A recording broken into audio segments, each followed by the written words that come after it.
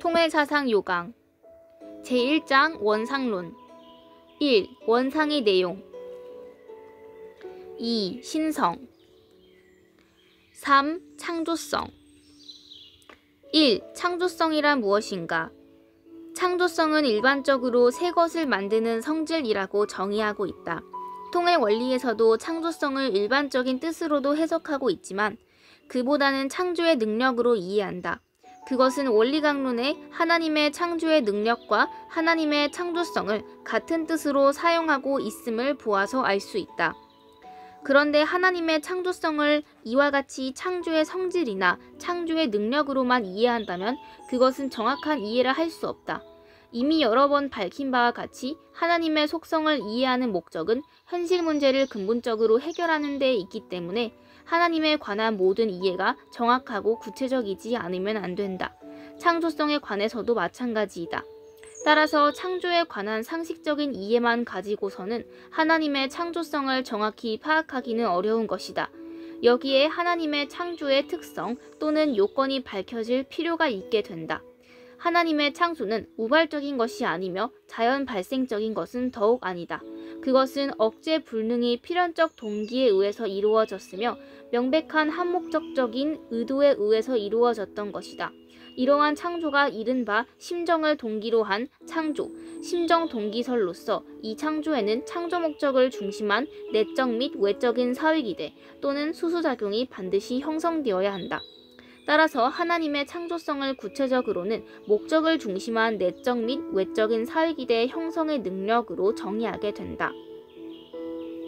이것을 인간이 창조의 경우를 비유해서 설명한다면 내적 사회기대의 형성은 구상하는 것 또는 신 아이디어의 개발을 뜻하며 외적 사회기대의 형성은 그 청사진에 따라서 인간이 기계와 원료를 적절히 사용하여 청사진대로의 신제품을 만들어냄을 뜻한다. 그런데 하나님의 속성에 있어서 주체와 대상은 각각 성상과 형상이다. 따라서 하나님에 있어서 내적 사회기대의 형성은 상기한 목적 중심의 로고스를 형성하는 것이며 외적 사회기대의 형성은 목적 중심한 성상과 형상이 수수작용을 하여 신생체를 만드는 것이다. 따라서 하나님의 창조성은 이와 같은 내용을 갖춘 내적 및 외적 사회기대 형성의 능력으로서 이것을 바꾸어 말하면 로고스 형상에 이어서 신생체를 형성하는 능력이 하나님의 창조성이다.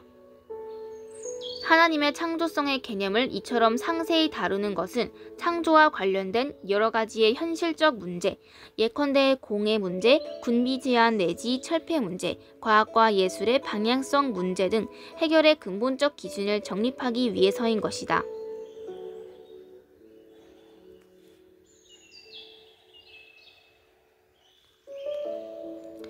2. 인간의 창조성. 다음은 인간이 창조성에 관하여 설명코자 한다. 인간에게도 새 것을 만드는 능력, 즉 창조성이 있음을 누구나 알고 있다. 이것은 하나님의 창조성이 닮기의 법칙에 따라서 인간에게 부여된 것이다. 그런데 원래 인간은 닮기의 법칙에 의해서 지은 바 되었기 때문에 인간의 창조성도 하나님의 창조성을 완전히 닮기로 또는 이어받기로 되어 있었으나 타락으로 인해서 하나님의 창조성을 불완전하게 밖에 닮지 못하였다. 그런데 인간이 타락하지 않았더라면 사실상 인간의 창조성은 하나님의 창조성을 완전히 닮을 수 있었을 것이다. 그런데 인간의 창조성이 하나님의 창조성을 닮는다는 것은 하나님이 창조성을 인간에게 부여하는 것을 뜻하다. 그러면 하나님은 왜 인간에게 자신의 창조성을 부여하시고자 하였을까? 그것은 인간으로 하여금 만물 세계에 대한 창조주의 입장에 서게 하여서 만물에 대한 주관 자격을 얻도록 하기 위해서였던 것이다. 여기서 만물 주관이란 만물을 아끼고 소중히 하면서 그 만물을 마음대로 다루는 것을 말한다. 바꾸어 말하면 인간이 사랑의 마음을 갖고 여러 가지의 사물을 다루는 것을 만물 주관이라 하며 여기에는 인간 생활의 거의 모든 영역이 포함된다. 예컨대 경제, 산업, 과학, 예술 등이 모두 만물 주관의 개념에 포함된다. 지상의 인간은 육신을 쓰고 살기 때문에 거의 모든 생활 영역에서 물질을 다루고 있다. 따라서 인간 생활 전체가 만물 주관의 생활이라고 해도 과언이 아니다. 그런데 본연의 만물 주관은 하나님의 창조성을 이어받지 않고서는 불가능하다. 본연의 주관이란 사랑을 가지고 창의적으로 사물을 다루는 것, 즉 사랑을 가지고 창의적으로 행하는 행위, 예컨대 경작, 제작, 생산, 개조, 건설, 발명, 보관, 운송, 저장, 예술 창작 등의 행위를 말한다. 이러한 경제, 산업, 과학, 예술 등의 활동뿐 아니라 심지어 종교생활, 정치생활도 그것이 사랑을 가지고 물건을 다루는 한에 있어서 본연의 만물 주관에 포함된다. 이와 같은 본연의 인간에 있어서 사물을 다루는 데는 사랑과 함께 새로운 창안이 부단히 요구되기 때문에 본연의 주관을 위해서는 하나님의 창조성이 반드시 필요한 것이다. 이러한 창조성을 인간은 타락하지 않았다면 완전히 닮을 수 있었을 것이며 따라서 본연의 만물 주관이 가능했을 것이다. 그런데 인간 조상의 타락으로 말미암아 인간은 본연의 모습을 잃어버렸으며 따라서 이러한 인간이 이어받은 창조성은 불완전한 것이 되어버렸으며 만물 주관도 불완전하고 비원리적인 것이 되고 말았다. 여기서 다음과 같은 의문이 생기는지 모른다. 즉 하나님이 단기의 법칙에 의해서 인간을 창조했다면 인간은 날 때부터 본연의 창조성을 지니고 있었을 것이며 따라서 타락과는 관계없이 그 창조성은 지속되었을 것 아닌가. 실제로 오늘날 과학기술자들은 훌륭한 창조의 능력을 발휘하고 있지 않는가 라는 의문이다.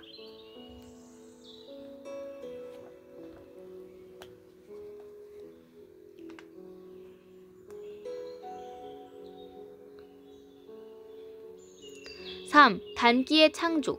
여기서 잠깐 단기의 창조가 시공의 세계에서는 구체적으로 어떻게 나타나는가를 설명하고자 한다. 하나님의 창조란 요컨대 피조물, 즉 하나하나의 만물이 시공의 세계, 시간을 포함한 4차원의 세계에 출현하는 것을 뜻한다. 따라서 창조가 하나님의 구상의 단계에서는 초시간, 초공간적으로 이루어졌더라도 그 피조물이 시공세계에 출현하는 데 있어서는 소형, 미숙 또는 유소의 단계에서부터 출발하여 일정한 시간적 경과를 거쳐서 일정한 크기까지 성장하지 않으면 안 된다.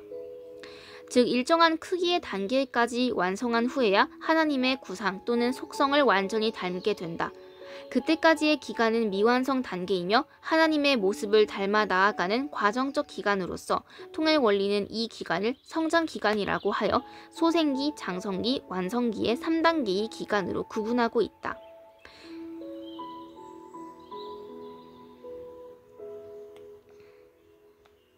인간은 이러한 성장 과정인 장성기의 완성급 단계에서 타락한 것이다.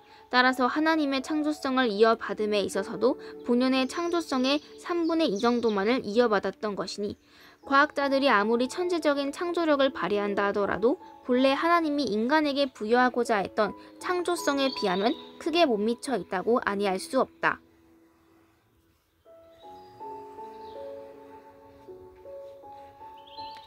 그런데 피조물 중에서 타락한 것은 인간뿐이다. 만물은 타락하지 않고 모두 완성하여 하나님의 속성을 각자의 차원에서 닮고 있다. 여기서 이런 의문이 또 생길 것이다. 즉 만물의 영장이라고 일컬어지는 인간이 왜 영장답지 않게 타락했는가 하는 의문이다. 그것은 만물이 원리 자체의 주관성 또는 자율성에 의해서만 성장하게 되어 있는데 대하여 인간은 성장에 있어서 이 원리의 자율성, 주관성 외에 자신의 책임 분담이 요구되었기 때문이다.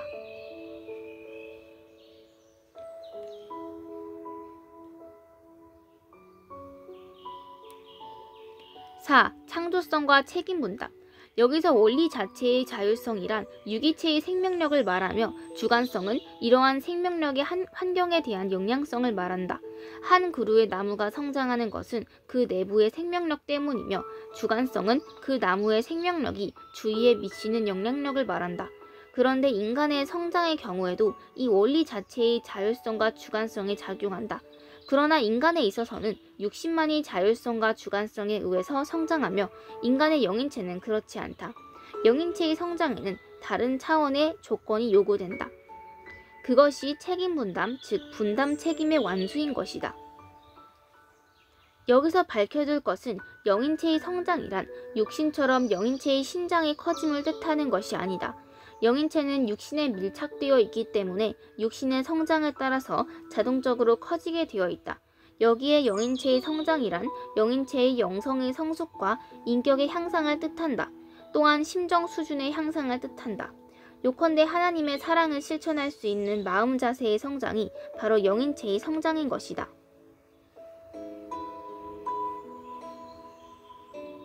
이러한 영인체의 성장은 오직 책임분담의 완수를 통해서만 이루어진다. 여기에 책임분담이란 하나님에 대한 신앙을 견지하고 계명을 준수하는 가운데서 어느 누구의 도움도 받지 아니하고 내적 외적으로 가해지는 수많은 시련을 스스로의 판단과 결정하에 극복해 나아가면서 사랑의 실천을 계속함을 말하는 것이다.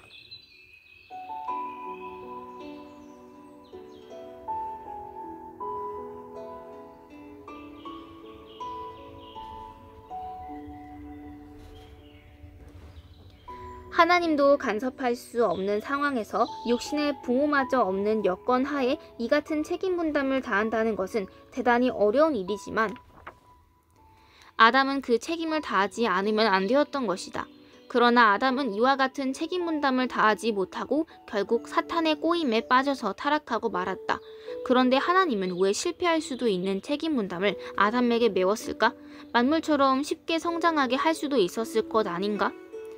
그것은 인간을 만물의 주관 위에 세우기 위해서였으며 만물에 대한 주관 자격을 부여하기 위해서였다. 주관은 자기의 소유물이나 자기가 창조한 제작물만을 주관하는 것이 원칙이며 타인의 소유나 타인의 창조물을 주관할 수 없게 되어 있다. 또한 아담은 만물보다 뒤에 창조되었기 때문에 만물의 소유자도 창조자도 될 수 없다. 그런데 인간은 하나님의 아들로 지음받았기 때문에 그리고 하나님은 그 아들에게 자신의 창조주의 자격을 물려주어서 주관주로 세우고 싶었기 때문에 일정한 조건을 세우게 하여 그것으로 아담도 하나님의 우주 창조에 동참했다는 것으로 인정해 주려 했던 것이다.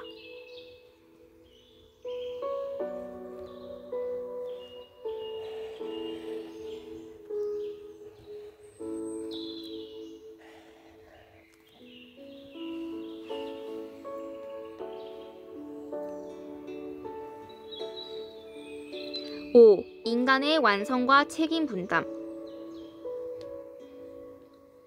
그 조건은 아담이 자기를 완성시키는 것이다.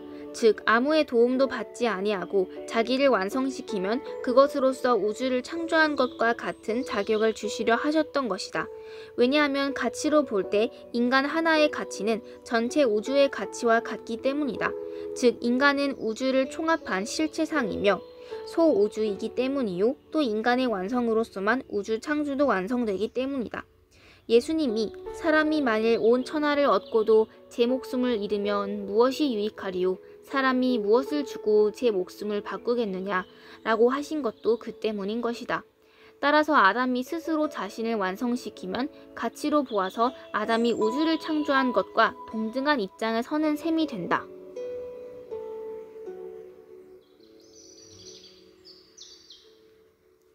그런데 창조는 창조자 자신의 자기 책임 하에 이루어진다. 하나님이 우주를 창조한 것은 하나님 자신의 책임 하에서였다. 마찬가지로 아담이 자신을 완성시키는 일도 아담 자신의 책임 분담이었던 것이다. 이런 이유 때문에 하나님은 아담 히와에게 책임 분담을 메웠던 것이다.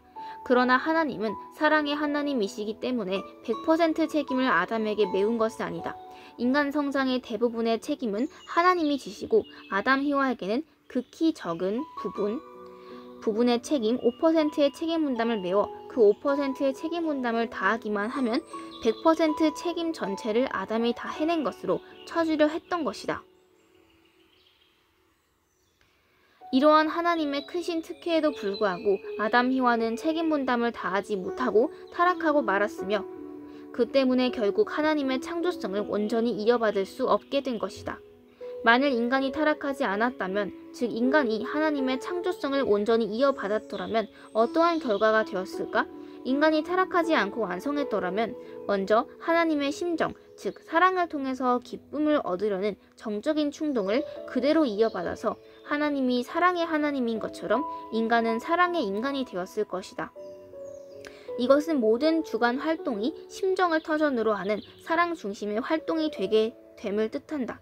이미 앞에서 언급한 바와 마찬가지로 정치, 경제, 산업, 과학, 예술, 종교 등이 물질을 다루는 한에 있어서 모두 주관 활동인데 이러한 활동이 하나님으로부터 이어받은 창조성을 터로한 사랑의 주관 활동으로 변모하게 된다.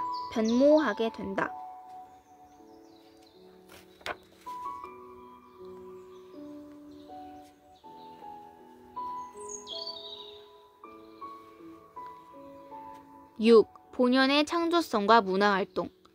심정의 항목에서 언급한 대로 심정의 충동력을 동기로 하는 지적, 정적, 의적 활동의 총화가 문화, 즉 심정문화라고 했는데 여기에 지적활동, 정적활동, 의적활동이 모두 물질을 다룬다는 점에서 공통이기 때문에 이 문화활동도 따지고 보면 본연의 창조성에 의한 주관활동이라고 볼 수 있다. 그런데 문화라는 관점에서 오늘의 세계를 바라볼 때 세계 문화는 급속히 몰락해가고 있다. 정치, 경제, 사회, 과학, 예술, 교육, 언론, 윤리, 도덕, 종교 등이 방향감각을 상실한 채 혼란이 와중으로 빠져들어가고 있다. 여기에서 획기적인 어떠한 방안이 세워지지 않는 한 이 몰락해가는 문화를 다시 구출한다는 것은 거의 절망적이라고 아니할 수 없다. 혹자는 단연간 철의 장막으로 가린 채 강력한 기반을 유지해온 공산 독재 체제가 자본주의 체제와 대결하다가 오늘날 개방을 계기로 하여 무너지기 시작하면서 자본주의 방식의 도입을 서두르고 있는 현실을 바라보고 자본주의의 경제 체제와 과학기술의 우월성을 자랑하는지 모르나 그것은 근시안적 인식착오인 것이다. 왜냐하면 자본주의 경제의 구조적 모순에 의한 노사 분규 및 빈부의 격차의 심화와 이에 반드시 따라다니는 가치관의 붕괴 현상과 사회적 범죄의 범람, 그리고 과학기술의 첨단화에 따르는 범죄 기술의 첨단화, 산업의 발달에 따르는 공해의 증대 등은 자본주의의 고질적인 병폐로서 머지않아 반드시 자본주의를 쇠망시키는 요인이 될 줄을 모르고 있기 때문이다. 만물주관이라는 관점에서 볼 때 오늘날 문화적 위기의 근본 원인은 멀리 인류 역사의 시발에까지 소급하여 거기서 찾아야 하며 그것이 바로 인간 조상의 타락으로 인하여 인간이 하나님의 창조성뿐만 아니라 하나님의 심정과 사랑을 온전히 이어받지 못함으로 말미암아 자기중심적인 존재가 되고 이기주의가 팽배하게 된 데 있는 것이다. 따라서 오늘날의 문화를 위기에서 구출하는 유일한 길은 자기중심주의, 이기주의를 청산하고 모든 창조활동, 주관활동을 하나님의 사랑을 중심하고 전개하는 것이다. 즉 세계의 각계각층의 지도자들이 모두 하나님의 사랑을 중심하고 행동하게 될 때 오늘날의 정치, 경제, 사회, 교육, 과학, 종교, 사상, 예술, 언론 등 여러 문화 영역이 얽히고 설킨 난문제들이 근본적으로 그리고 통일적으로 해결되어 여기에 새로운 참된 평화의 문화가 꽃피게 될 것이다. 이것은 공산주의 문화도 아니요 자본주의 문화도 아닌 새로운 형태의 문화이니 그것이 바로 심정문화, 사랑의 문화라고도 불리는 중화 문화인 것이다. 이상으로 하나님의 창조성에 관한 이론 또한 현실 문제 해결의 기준이 되고 있음을 알 수 있을 것이다.